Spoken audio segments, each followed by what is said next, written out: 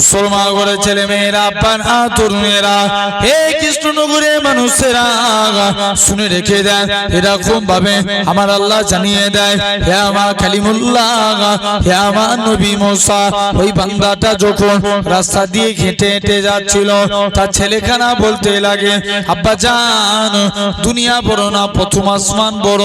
বাপ খানা জবাব দেয়, বাবা ছেলে, দুনিয়া থেকে প্রথম আসমান বড়। ছেলে আবারও বলে, ও জন্মদাতা বাপ, প্রথম আসমান বড় না দ্বিতীয় আসমান? দ্বিতীয় আসমান বড়। দ্বিতীয় আসমান বড় না তৃতীয় আসমান? তৃতীয় আসমান বড়। এরকম ভাবে 7 তবক আসমান বড়। ছেলে আবারও বলে, আব্বা জান, 7 তবক আসমানের থেকে কি বড়? বাপ খানা জবাব দেয়, বাবা ছেলে, 7 তবক আসমানের থেকে আমি তোর আব্বা, আমার গুনাহখানা বড়। ছেলে আবারও বলে, ও জন্মদাতা বাপ, আপনার গুনাহ থেকে কি বড়? বাপ খানা জবাব দেয়, বাবা ছেলে, আমার গুনাহ থেকে আমার আল্লাহ পাকের দয়া, আল্লাহর রহমত খানা বড়। হে নওজোয়ান যুবকেরা, আমার আল্লাহ জানিয়ে দেয়, হে আমার কালিমুল্লাহ, হে আমার নবী মুসা, আমি আল্লাহ পাক তার এতটুকু কথাকে কবুল করে নিয়েছি। আমি আল্লাহ কবুল করে নিয়ে আমার বান্দাটার জীবনের পাখার পাখার গুনাহটাকে আমি আল্লাহ ক্ষমা করে দিয়েছি। একটু জোরে হবে না? ব্যাসটা কাটো না, মিছিলের ব্যাসটা কাটো। জেনে রেখে দেন, তথাপি আমার ভাইরা, আব্বারা, তরুণেরা, এই জান্নাতের বাগান, এই বেহেশতের বাগানে বসেছে। আলহামদুলিল্লাহ, আল্লাহ এই জায়গায় বসিয়েছে। আল্লাহ পাকের দরবারে একবার শুকরিয়া আদা করি, একসঙ্গে মিলে বলি আলহামদুলিল্লাহ। জোর করে বলেন। ব্যাস, আল্লাহ এতটুকুই চাই, বান্দা তোমরা, আমি আল্লাহ, আমার শুকরিয়া আদা করো, আমি আল্লাহ তোমাদের নিয়ামতে ভরিয়ে দেব। শুধু তাই নয়, সাধারণ চিন্তা করে দেখেন, তাহলে এই জান্নাতের বাগান, এই বেহেশতের বাগানে বসেছি, বাপ আল্লাহ আপনাকে আমাকে অধিক গুণে ভালোবাসে। হ্যাঁ না? না, আল্লাহ তার বান্দাকে এতটাই বেশি ভালোবাসে, একটা মা তার সন্তানকে যতটা ভালোবাসে, তার থেকে 3 গুণ বেশি আমার আল্লাহ তার বান্দার ভালোবাসে। একটু জোর করে বলবে না?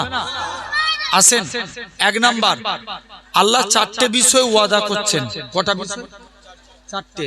আচ্ছা বলো তো, দুনিয়ার জমিনে সবাই সবার ওয়াদা খিলাফ হবে? বাপ ছেলের ওয়াদা খিলাফ হতে পারে না? পারে না? বলো বলো বলো। পারে। বাপ ছেলেকে বলছে, বাবা তুই মাধ্যমিকে ভালো নম্বর তোল, আমি তোকে দামি অ্যান্ড্রয়েড সেট কিনে দেবো। বাপ ছেলের ওয়াদা খিলাফ হতে পারে না? পারে। মা মেয়ের ওয়াদা খিলাফ হতে পারে না? পারে না? পারে। স্বামী স্ত্রীর ওয়াদা খিলাফ হতে পারে না? পারে। কিন্তু আল্লাহ বান্দার সঙ্গে যে অঙ্গীকার করবে, এটা কি ভঙ্গ করবে? বলো, কোনদিন করবে না। আসেন, 1 নাম্বার, আল্লাহর ওয়াদা যে খিলাফ হয় না। একটা যুবক প্রতিদিন রাত্রে তাহাজ্জুদের নামাজ পড়তে যেতেন। কিসের নামাজ? জোর করে বলো। তাহাজ্জুদে। প্রতিদিন রাত্রে তাহাজ্জুদের নামাজ পড়তে যেতেন। একদিন মসজিদের দিকে যাচ্ছে, একটা মহিলা যুবকের সামনে এসে দাঁড়িয়ে গেল। মনে করেন এটা লোহা, এই জায়গায় চুম্বক ধরলে কি হবে? টেনে নিবে না? বলো বলো, কি করবে? টেনে নিবে। ছেলে আর মেয়ে কাছাকাছি থাকলে এরা কি আল্লাহর ইবাদত করবে? না, এদের মধ্যে আকর্ষণ তৈরি হবে। এই মনে করেন, এই আপনাদের এখানটাই খাবারের দোকান বসিয়েছে না, সব কথা বলবে তো? হ্যাঁ না? না, অনেক ছেলে দেখেন বেহায়ার মতন এই মেয়েগুলো ঘুরতে বেরিয়েছে। অনেক জায়গায় ছেলে আছে, দেখবেন এরা জলসার মাহফিলে এসে প্রেম করে যায়। কথা বলে না? আছে না? নাই? জলসা কমিটির ছেলেরা পায়ের জুতো ছেড়ে যায় চাঁদা তুলতেছে, কিন্তু তারপরেও কত কষ্ট করে সুন্দর মাহফিলের ইন্তজাম করে, কিন্তু তারপরেও দেখেন সমাজে কিছু কিছু মানুষ আছে, এরা জলসাটাকে নষ্ট করে দেয়। যদি একে একে এসে বসে এই জায়গায় জায়গা দেওয়া যাবে? কথা বলে, কিন্তু ভালো জায়গায় লোক বসবে না। আচ্ছা বলো তো, যদি এটা ফাংশন হতো, জায়গা হতো না। জেনে রেখে দাও ভাইরা, আব্বারা, তরুণেরা, আসেন, তথাপি ওই জান্নাতের বাগান, বেহেশতের বাগানে আপনি আমি এসে বসেছি। আলহামদুলিল্লাহ। তাহলে আমার আল্লাহ ওয়াদা করেন, আল্লাহর ওয়াদা খিলাফ হয় না। তো যুবক প্রতি মৌলানা হাতে দেন ধরে রাখেন, এরকম ভাবে প্রতিদিন এরকম ভাবে যুবক ছেলে প্রতিদিন রাত্রে তাহাজ্জুদের নামাজের জন্য চলে গেছে। মহিলা যুবকটাকে হাত ধরে নিজের বাড়িতে নিয়ে চলে গেলেন।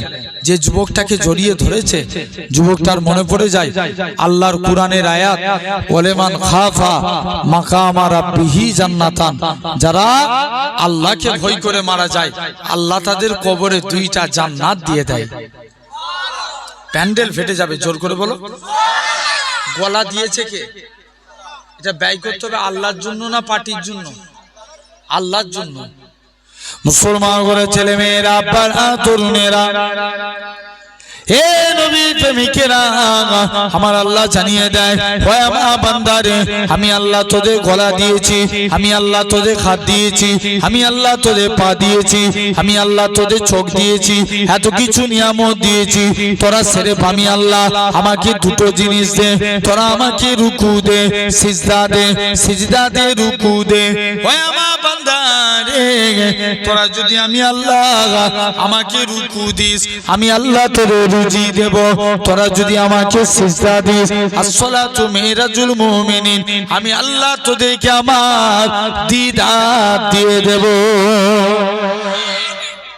আল্লাহ বলছে, বান্দা তোরা রুকু দে, আমি আল্লাহ তোদের রুজি দেব। তখন যুবক চলে গেছে, মেয়ে ছেলে হাত ধরে বাড়িতে নিয়ে গেছে। যুবকটা যে মহিলা যুবকটাকে জড়িয়ে ধরেছে, শুনছো তো? মন দিয়ে শুনো। যুবকটার মনে পড়ে যায় আল্লাহর কোরআন পাকের আয়াত, ওয়ালিমান খাফা মাকামা রাব্বিহি জান্নাতান। যারা আল্লাহকে ভয় করে মারা যায়, আল্লাহ তাদের কবরে 2টা জান্নাত দিয়ে দেয়। আর একটু জোরে বলা গেল না? কটা জান্নাত দেয়? 2টা। যুবকটা আল্লাহর ভয়ে বেহুশ হয়ে গেলেন, বলছে চলো। যুবকটা ইন্তেকাল হয়ে গেলেন। ওমরে ফারুক বলে, চলো তার কবরের দিকে যাব। মুসলমান ঘরের ছেলে মেয়েরা, আব্বারা, তরুণেরা, হে দুনিয়ার মানুষেরা, হে বাসন্তী মানুষেরা, একটু খেয়াল করে শোনো। যুবক ছেড়ে গানা আস্তে আস্তে করে হযরত ওমর যুবকের কবরের দিকে চলে গেলেন। প্রথমবার সালাম দেয়, আসসালামু আলাইকুম ইয়া আহলাল কবর। কবর থেকে কোনো আওয়াজ আসে না। দ্বিতীয়বার সালাম দেয়, আসসালামু আলাইকুম ইয়া আহলাল কবর। দ্বিতীয়বারও কোনো আওয়াজ আসে না। হযরত ওমর তৃতীয়বার সালাম দেয়, আসসালামু আলাইকুম ইয়া আহলাল কবর। সঙ্গে সঙ্গে যুবকের কবর থেকে ওয়া আলাইকুমুস সালামের আওয়াজ কানা ভেসে উঠেছে। যুবকখানা বলে, রাসূলুল্লাহ সাহাবী হযরতে ওমর বলে, ও বাবা যুবক, বলো তো দেখি, দুনিয়ার জমিনে বাপ ছেলের ওয়াদা খিলাফ করে, স্বামী স্ত্রীর ওয়াদা খিলাফ করে, স্ত্রী স্বামীর ওয়াদা খিলাফ করে, আমার আল্লাহ কি তোমার ওয়াদা খিলাফ করেছে কিনা? যুবক ছেলেখানা বলে, হে রাসূলুল্লাহ সাহাবী, হে হযরতে ওমর, দুনিয়ার জমিনে সবাই সবার ওয়াদা খিলাফ করে, কিন্তু আমার আল্লাহ এমনই এক আল্লাহ, আমার আল্লাহ আমি যুবকের কবরে 2টা জান্নাত দিয়ে দিয়েছে। কটা জান্নাত? জোর করে বলো। 2টা। আসেন, 1 নাম্বার আল্লাহ ওয়াদা করছেন, কুরআন শরীফ আল্লাহ ওয়াদা করছেন, সূরা আল মুমিন 60 নাম্বার আয়াত। আল্লাহ বলছেন, উদউনি আস্তাজিব লাকুম। বান্দা তোরা আমাকে ডাক, আমি আল্লাহ তোদের ডাকে সাড়া দেব। জোরে বলবে না? আমরা ডাকবো কাকে?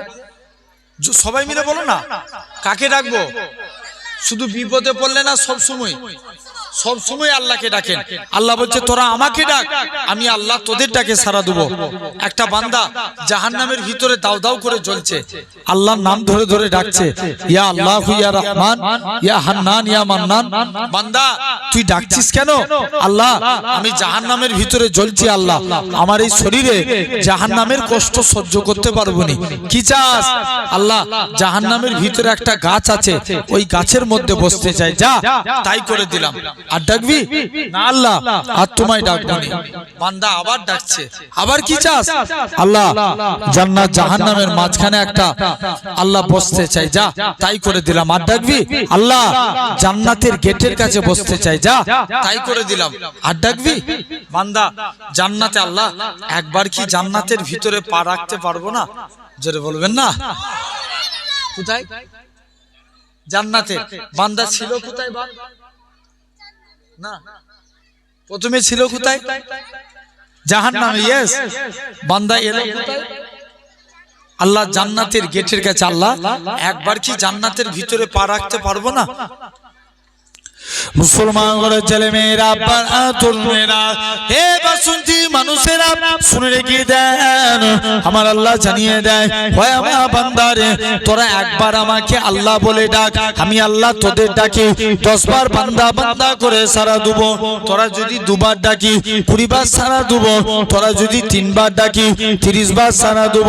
তোরা যদি 5 বার ডাকি 50 বার সারা দেব। তোরা যদি 10 বার ডাকি 100 বার সারা দেব। ওই আমার বান্দারে তোরা যদি আমাকে 100 বার আল্লাহ আল্লাহ বলে ডাকিস, আমি আল্লাহ তোদের ডাকে 1000 বার বান্দা বান্দা বলে সারা দেব। আমার আল্লাহ জানিয়ে দেয়, ওই আমার বান্দারে আমি আল্লাহ তোকে জাহান্নাম থেকে বের করে জাহান্নামের গাছে বসিয়েছি। জাহান্নামের গাছ থেকে আমি আল্লাহ তোকে জান্নাত জাহান্নামের মাঝখানে এনেছি। জান্নাত জাহান্নামের মাঝখান থেকে আমি আল্লাহ তোকে জান্নাতের মনোরম দৃশ্য দেখিয়েছি। আর আমি আল্লাহ কি পারি না তোর জীবনের পাকার পাকার গুনাহটাকে ক্ষমা করে দিয়ে আমি আল্লাহ তোকে আমার রহমতের দয়ার জান্নাত দিয়ে দিলাম। তাহলে ডাকবো কাকে? ডাকবো কাকে? আল্লাহকে। জোরে বলো ইনশাআল্লাহ। এক বান্দা জাহান্নামের ভিতরে দাও দাও করে জ্বলছে, শুধু একটু ধৈর্যের পরিচয় দেন। একটা একটা করে আপনাদের কাছে আলোচনা করব। এক বান্দা জাহান্নামের ভিতরে দাও দাও করে জ্বলছে, আল্লাহকে ডাকছে, আল্লাহ আমি কি একবার জান্নাতে, আল্লাহ আমি কি, আল্লাহ আমাকে একটু সময় দেয়া যাবে না? বান্দা তুই সময় নিয়ে কি করবি? আল্লাহ দুনিয়ার জমিনে আমার অনেক আত্মীয় স্বজন আছে, আমি তাদের কাছে যাই, তারা যদি আমাকে একটা নেকি সাহায্য করে আল্লাহ আমি নাজাত পেয়ে যাব, একটুখানি সময় দাও না আল্লাহ। আল্লাহ বলে কে তোকে নেকি দিবে, যা। তাই ছেড়ে দিলাম, বান্দাকে ছেড়ে দিল। বান্দা কাঁদতে কাঁদতে দৌড়ে দৌড়ে নিজের বাপের কাছে চলে গেলেন। মুসলমান ঘরের ছেলে মেয়েরা, আব্বারা, তরুণেরা, হে নবীর প্রেমিকেরা, এরকম ভাবে ওই বান্দা খানা কাঁদতে কাঁদতে নিজের বাপের কাছে যায়। ও জনম দুঃখী বাপ, আব্বা জান তুমি আমাকে একটা নেকি সাহায্য করো। বাপ বলে, বাবা ছেলে আমি তোকে নেকি সাহায্য করতে পারবো না, কেননা আজকের দিনে কেউ আমাকে একটা নেকি সাহায্য করে না, তুমি এখান থেকে চলে যাও। বাপের কাছ থেকে যায়। ও যুবকেরা, এরকম ভাবে বাপ তাড়িয়ে দিলেন, নিজের মায়ের কাছে যায়। ও জনম দুঃখী মা, মা গো তুমি আমায় একটা নেকি সাহায্য করো মা। মা কোথায় নেকি পাবে? মা বলে, বাবা ছেলে আমার কাছে তো মোটেও নেকি নাই, আমি কোথায় নেকি পাবো? মাও তাড়িয়ে দিলেন। এরকম ভাবে নিজের আত্মীয় স্বজন ছেলে পুলেদের কাছে যায়, তারাও তাড়িয়ে দেয়। নিজের এরকম ভাবে ওই বান্দাখানা নিজের স্ত্রীর কাছে যায়, স্ত্রীও তাড়িয়ে দেয়। ও আমার স্ত্রী তুমি আমাকে একটা নেকি সাহায্য করো। স্ত্রী বলে, ও আমার স্বামী আমি তোমায় একটা নেকি সাহায্য করতে পারবো না, কেননা এখনো আমার হিসাব নিকাশ হয়নি। ওই বান্দাখানা কাঁদতে কাঁদতে চলে যাবে। হে দুনিয়ার মানুষেরা, হে বাসন্তী মানুষেরা, শুনে রেখে দেন, ওই বান্দাখানা কাঁদতে কাঁদতে দৌড়ে দৌড়ে আল্লাহর আরশে আজিমের দিকে যাবে। আমার আল্লাহ ওই বান্দাটার কান্না দেখে একটা বান্দা জিজ্ঞাসা করবে, আল্লাহ পাকে বান্দা বলো তো তোমার কি হয়েছে, বলো তুমি কেন এত কাঁদো? বান্দাখানা ঝরঝর করে কাঁদে আর বলে, আল্লাহ পাকে বান্দা শুনে রেখে দাও, আমার একটা নেকি শর্ট পড়ে গেছে, ওই একটা নেকির জন্য আমি জাহান্নামে চলে যাব, কিন্তু আমাকে আমি আমার আত্মীয় স্বজনের কাছে গেলাম, কেউ আমাকে একটা নেকি দিল না। বান্দাটা মনে মনে করে, আল্লাহ এর একটা নেকি শর্ট পড়ার জন্য জন্য যদি জাহান্নামে চলে যায়, আল্লাহ আমার নামায় আমলে তো মোটেও নেকি নাই, আল্লাহ আমার নেকি কোনো উপকারে আসবে না।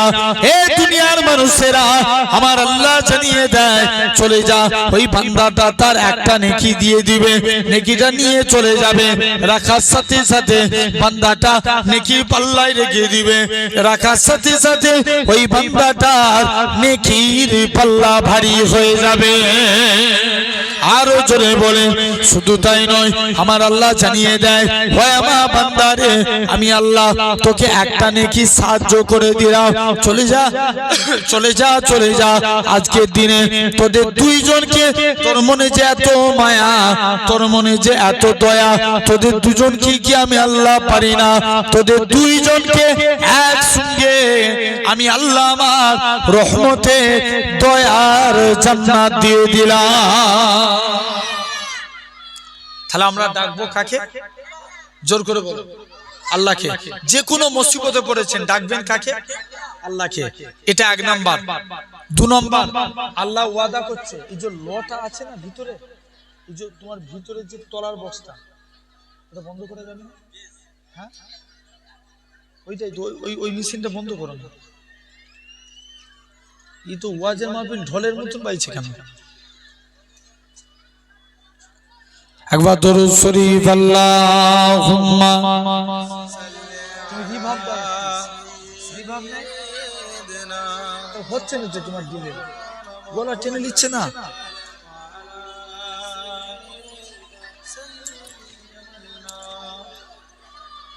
আসেন বাপেরা, তাহলে আজ লক্ষ্য করে দেখেন, সাধারণ চিন্তা করবেন। যুবক বসে যাও, ছেড়ে দাও, যা হচ্ছে বাদ দাও। জেনে রেখে দেন, আসেন ভাইরা, আব্বারা, তরুণেরা, আজ সাধারণ চিন্তা করা লাগবে। তাহলে আমরা ডাকবো আল্লাহকে, বলো ইনশাআল্লাহ। দু নম্বর, আল্লাহ ওয়াদা করছেন, ফাজকুরুনি আজকুরুকুম, বান্দা তোরা আমি আল্লাহ আমাকে স্মরণ কর, আমি আল্লাহ তোদের স্মরণ করব। জোরে বলো, কাকে স্মরণ করব? জোর করে বলো। একটা বান্দা, মন দিয়ে শুনো, প্রতিদিন টুপি সেলাই করত। কি বিক্রি করত? টুপি সেলাই করে বিক্রি করত। ওই দেশের এক রানীমা ছিল, খুব অসৎ প্রকৃতির। রানীমা বলে, শুনো আমার দাসীরা, এলাকায় কোনো যুবক দেখতে পেলে আমার বাড়িতে নিয়ে আসবে। যুবকটাকে ধরে বাড়িতে নিয়ে গেলেন। যুবক, তোমাকে টুপি বিক্রি করতে হবে না, তুমি আমার কাছে থাকো, এর বিনিময়ে অনেক টাকা দেবো। যুবক বলে, রানীমা আমি আজকের দিনে তোমার কাছে থাকতে চাই না, তুমি আমাকে নিয়ে চলো। যুবক ছেলেটার সাথে করে নিয়ে চলে গেলেন। শুনছো তো? যুবক বলে, না, আল্লাহ চিরজীবন আমল করেছি, আই যদি রানীমার খপ্পরে পা দিয়ে দিই, জীবনের আমল বরবাদ হয়ে যাবে। যুবকটা ছাদের উপরে উঠে গেলেন, 2 রাকাত নামাজ পড়ে আল্লাহর কাছে সাহায্য চাইছে, আল্লাহ মুসিবতে পড়েছি, বিপদে পড়েছি, আল্লাহ তুমি হেফাজত করো। আল্লাহ ফারিস্তা পাঠিয়ে ওই বান্দাটাকে ছাদ থেকে জমিনায় নামিয়ে দিলেন। জোরে বলে। তাহলে আমরাও যদি আল্লাহকে স্মরণ করি, আল্লাহ আমাদের হেফাজত করবে না? আরে কথা বলে না, বলো বলো। পারে না? পারে না? অবশ্যই পারবেন। আসেন 3 নাম্বার, আল্লাহ কুরআন পাকে ওয়াদা করছেন, লা ইন সাকারতুম লা আযীদান্নাকুম, বান্দা তোমরা আমি আল্লাহ আমার শুকরিয়া আদা করো, আমি আল্লাহ তোমাদের নিয়ামতে ভরিয়ে দেব। জোরে বলো, কার শুকরিয়া আদা করব? জোর করে বলো, আল্লাহ। এই কৃষ্ণনগরের মানুষ, আপনারা কি কৃষ্ণনগরী? তো কৃষ্ণনগরের মানুষ মুখ দিয়ে কথা নাই, একটু জোর করে বলবে তো। আমরা ডাকছিনি বলি তো আমাদের উপরে এত গজব। জোরে বলো আমার ভাইয়েরা, আব্বারা, তরুণেরা। 3 নাম্বার, তাহলে শুকরিয়া আদায় করব কার? আল্লাহ। আলহামদুলিল্লাহ, এই তো এরকম ভাবে বলবেন, আল্লাহ শুকরিয়া আদায় করবেন। আল্লাহ বলছেন, বান্দা, নবীর একজন সাহাবী ছিলেন, যিনার নাম ছিল আব্দুল উজ্জা। কি নাম বললাম? আব্দুল উজ্জা, আব্দুর রহমান বিন আউফ, যিনি ছিলেন